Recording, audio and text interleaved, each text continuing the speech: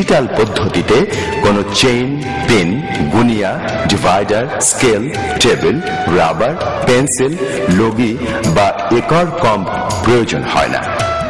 Digital পদ্ধতির জরিপের জন্য প্রধানত যে যন্ত্রটি ব্যবহৃত হয় তা হল একটি ইটিএস মেশিন বা ইলেকট্রনিক টোটাল স্টেশন মেশিন।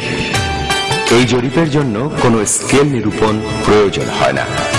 ভূমিতে স্থাপিত কমপক্ষে দুটি নির্দিষ্ট পয়েন্ট যার নির্ধারিত স্থানাঙ্ক থাকবে বা একটি স্থানাঙ্ক ও ওই লাইনের বিয়ারিং থাকবে এমন পয়েন্ট দুটির স্থানাঙ্ক জিপিএস বা গ্লোবাল পজিশনিং সিস্টেম সার্ভের মাধ্যমে আগেই নির্ধারণ করা হবে।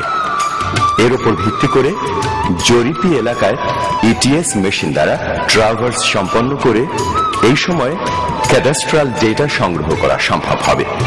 এখন দেখা যাক সনাতন পদ্ধতির পরিবর্তে আধুনিক ডিজিটাল পদ্ধতিতে কিভাবে ভূমি জরিপ সম্ভব এবং এর সুবিধা কতটুকু, কয়টি স্তরে এ কাজ সম্পন্ন করা হয়।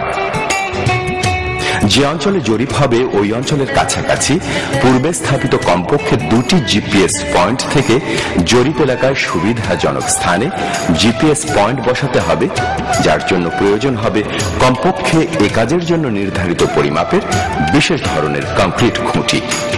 প্রতিটি খুঁটি সরেজমিনে স্থাপন করে মার্ক রেজিস্টারে তার পরিচিতি নম্বর লিখে রাখতে হবে।